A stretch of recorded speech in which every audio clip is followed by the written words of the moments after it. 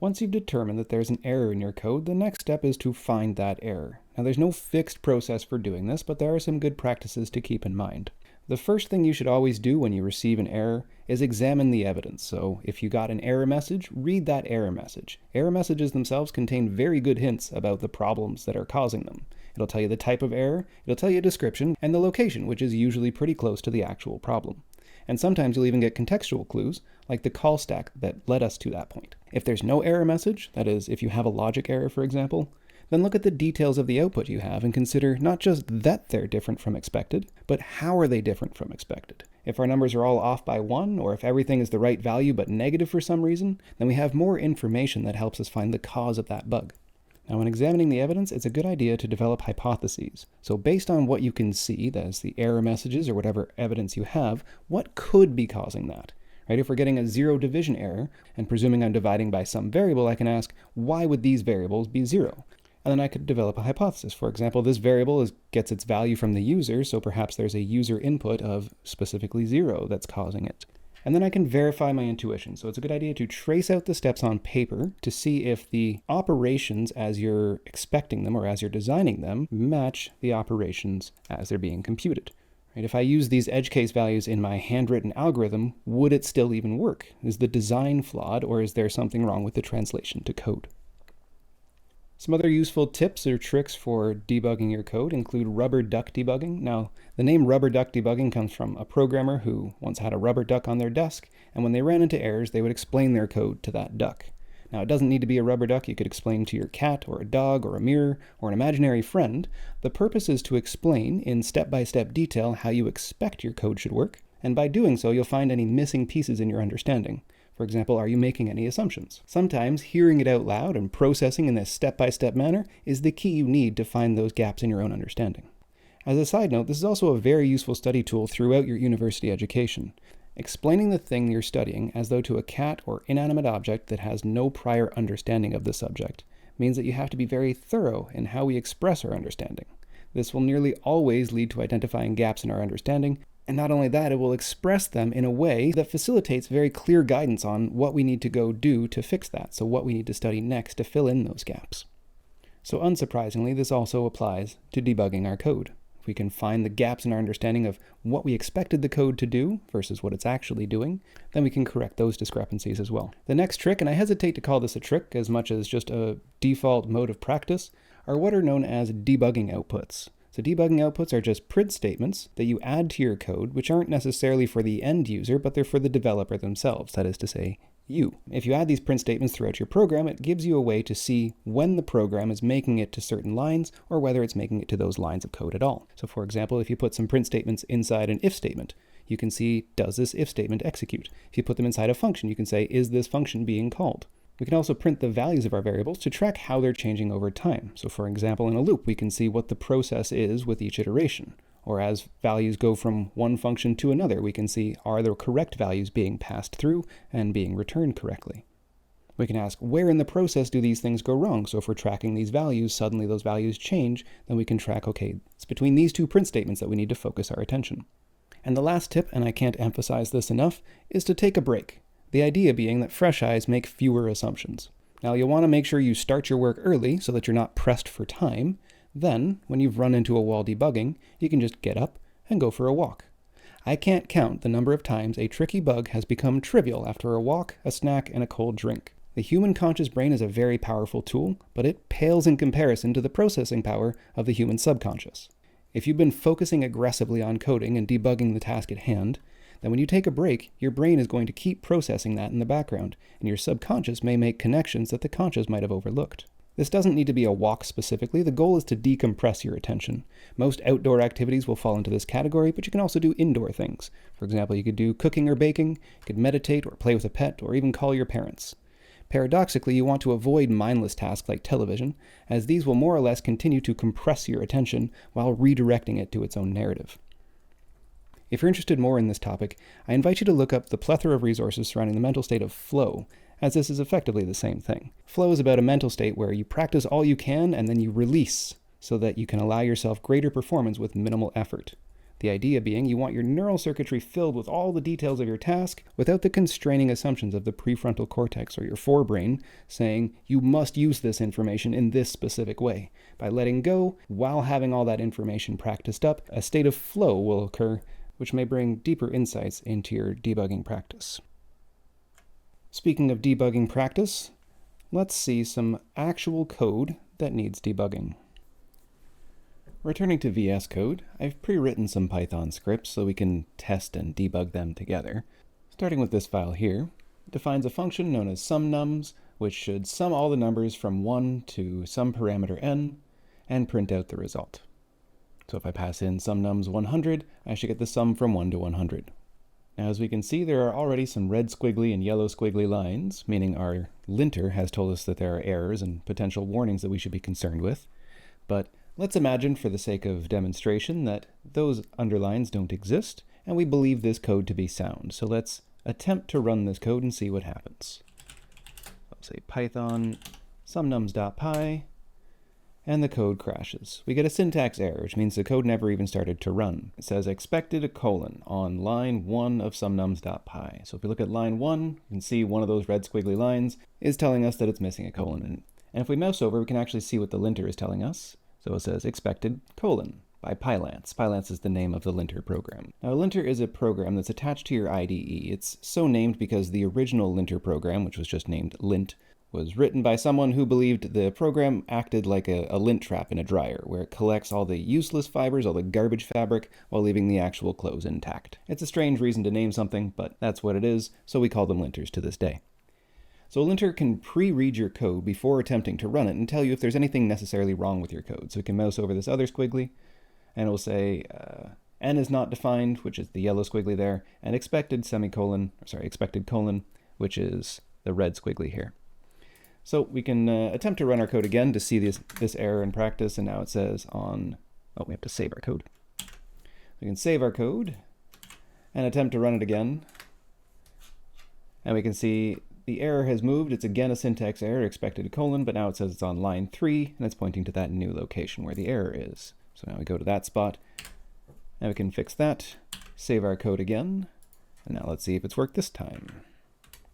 In this case, we get a type error. So this is a runtime error, which means our code did start, but then it stopped halfway through. So in this case, it got to line 7, where it says print the sum of 1 to 100 is, and then it said type error. Sumnums takes 0 positional arguments, but 1 was given.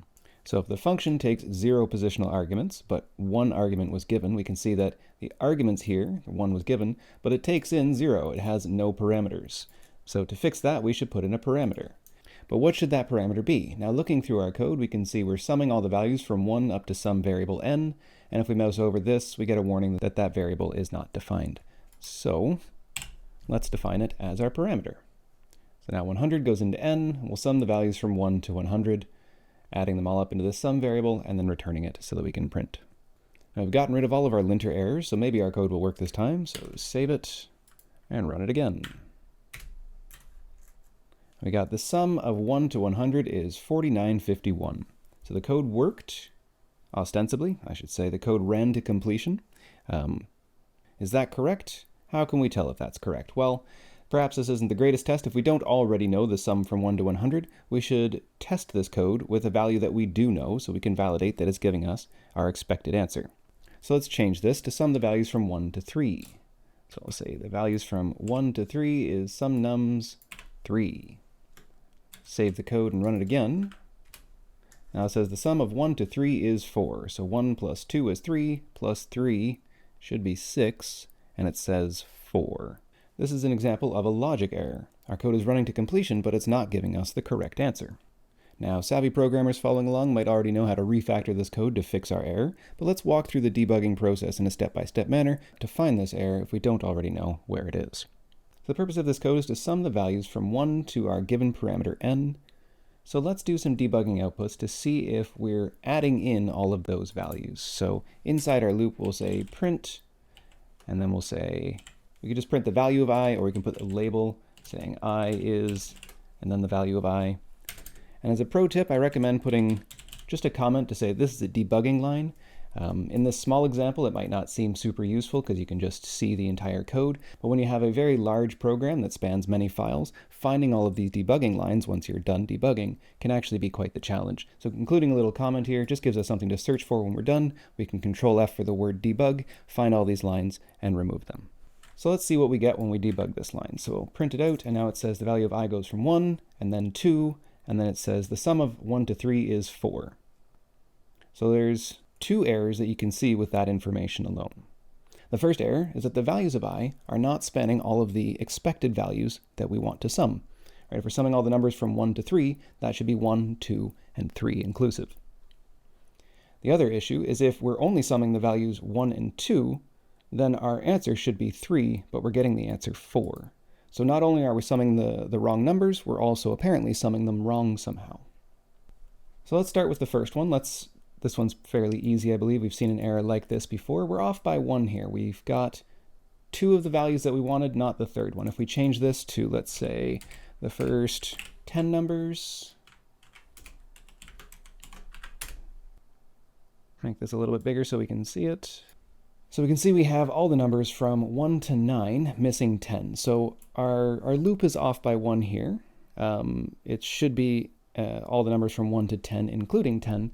And we've seen how to solve an error like that. So we look at the range of our loop. Our range starts at 1, so our first value is 1. And our range stops at n, remember, exclusive of its last value, so that's n minus 1. So if we put in a 10, then the last value in our range is 9, and we can see that's what we're summing.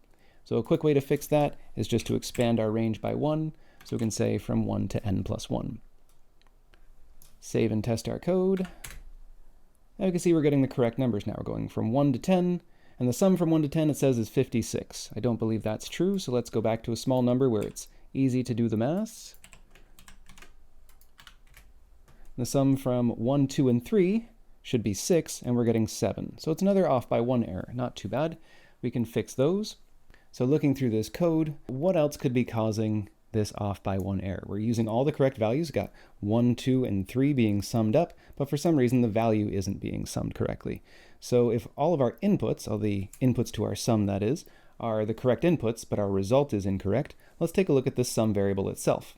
So we can put another print line in here if we want. There's other ways you can get to this same information, but let's evaluate the values of this variable throughout each iteration of the loop.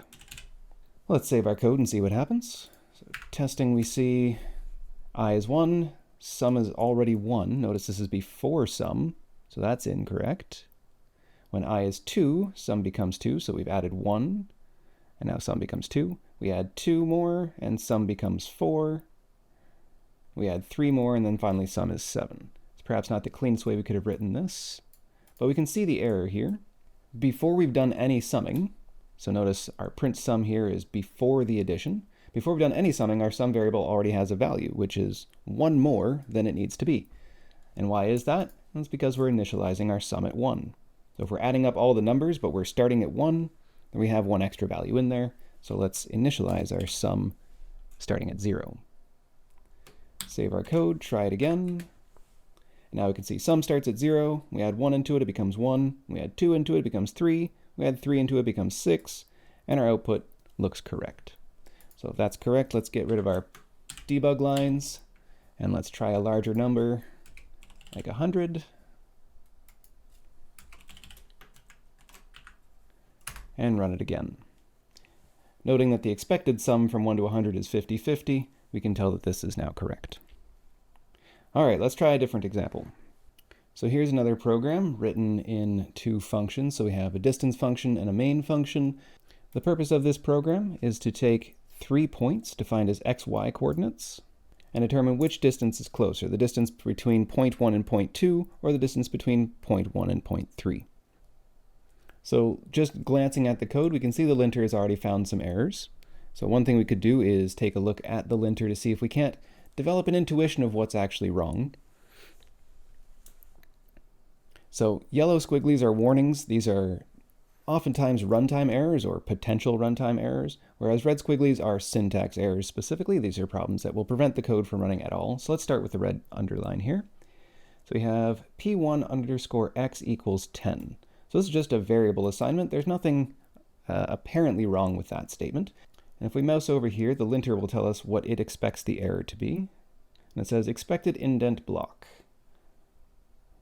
So looking at our code here, we have some def statement, which ends with a colon. Remember, a colon always ends up starting some code body, whether that's the if statement body, a loop body, or a function body. But note the very next line, these are all outdented. These are against the same margin. They're aligned with the def statement rather than indented within the def statement. Looking through this code, we have two functions defined, and it's written in a procedural style with a main function and helper function. So it's intended that all of the code here is part of the main function. And in order to make it a part of the main function, we'll have to indent it in. Now before we do that, let's quickly just see what this error looks like when we try to run it. So I'll say python distance.py, and it says indentation error, pretty much the same thing the linter told us. Expect an indented block after function definition on line 8. So there's the function definition on line 8, and it's expecting an indented block, but we didn't give it one, so let's give it one. So let's take all of this code, press tab, and now it's all inside the function. Notice that linter line disappeared. Now we have two more linter warnings left, and we could mouse over to see what they are and attempt to address them. But for the sake of demonstration, I want to run into these errors so we can see the mistakes as they generate. So let's see what happens when we try to run this code as is, even with these warnings in place.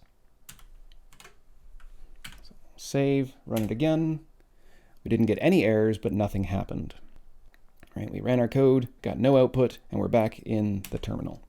So looking through our code, we first define a function, some code inside that. Then we define another function with some code inside that, but it doesn't seem as though anything's happening. So let's do a print statement here and just say print in main to see if our code's actually working. Save our code and run again, and that never even prints out. So the very first line in main doesn't run. So that's a sign that our code isn't being run at all. And if we look through our code, all of our code is tucked into these two function definitions with nothing out in the margin.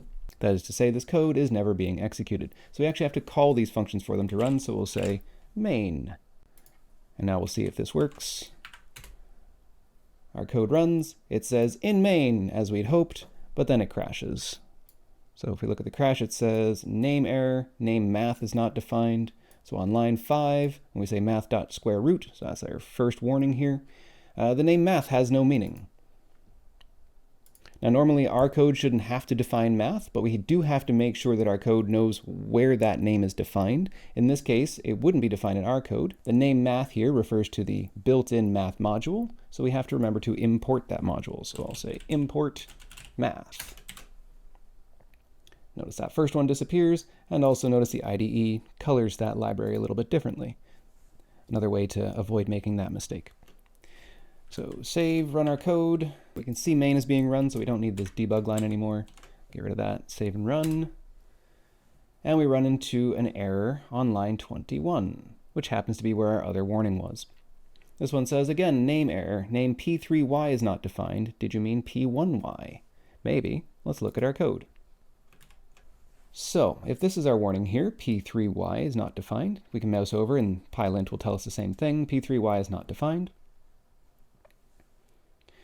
So looking at to the point where we define all of our variables, we have a P1x, a P1y, a P2x, and a P2y. Then we have a P3x and a P4y. And no P3y defined in there. Note also we're not using any 0.4, so having a 0.4y seems a bit odd, so we'll say that this was a typo, and we'll correct it by saying P3y. Now it's being defined, and it's being used, and that other variable P4y, which was never used, is no longer defined. Save and run our code, and we get a different error. Now notice there were no squigglies left in our code. Let's just go back to our code real quick before we read this error. There are no squigglies left in this code. According to the linter, at least, there's nothing obviously wrong with this code. Although we can see when we run it, it still doesn't quite work. So let's read our error to see if we can get more information to find out where and why things are going wrong. So the error is a type error. We've seen a few of those now. Less than is not supported between instances of none type and none type. So the indicated line is 24, so let's go to line 24. Here we're comparing two variables, d1 and d2, using the less than operator. We can see that in their error as well. Now it says that the comparison here is not valid between two instances of none type, that is to say two variables that have the value none. So let's print out our variables to make sure that we understand what's going wrong with this error. So we'll say print, I'll just label them d1 is D1, and print D2 is D2. I'll put the name debug so I can remember to delete this later.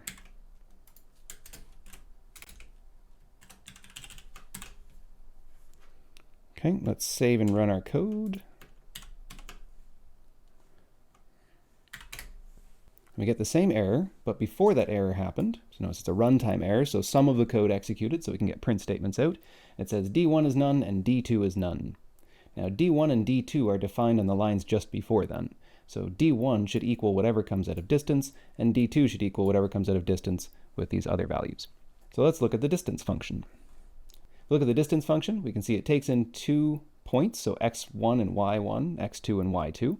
It computes the difference between those points, so the difference of x coordinates and the difference of y coordinates, and then square roots the squared value. So it computes the straight line distance between those 2 points. It stores the result of that back in a variable called dist, but notice the color of dist is off. Our IDE is giving us a hint here. And if we mouse over, the linter will tell us a bit more information about why it's colored differently. In this case, it says the variable dist is not accessed, which is to say we're creating this variable but never using its value.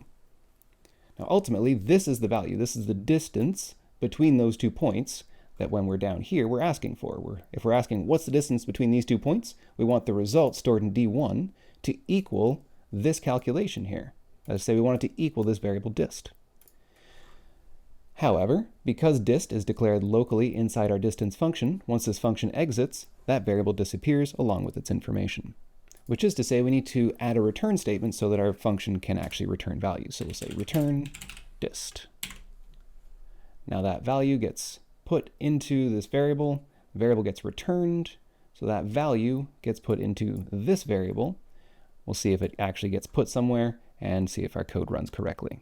So let's save and run our code. And it says D1, D2 prints out the 2 values, and it says D2 is closer. So looking at those 2 values, we can also see that that is the smaller distance, so those 2 points would be closer. So note that using these debugging outputs helps us find our errors, but can also help us determine or validate against logic errors. So off the top of my head, I don't actually know what the computed distance would be between these 3 points. So seeing what that value is and seeing that the comparison is showing up correctly gives us a semblance of understanding that that's working correctly. What we'd want to do is also do some proper evaluations of the distance function to make sure it's actually computing the correct distance, although I've done this separately and know it to be valid. And then always remember to clean your debugging outputs when you're done. So we have our final code here, delete our debugging outputs, save, run again, and now it just tells us which of the 2 points is closer. Now we can extend this code perhaps and have the user enter its points, and it can calculate which of the 2 distances is shorter for a given user's set of points.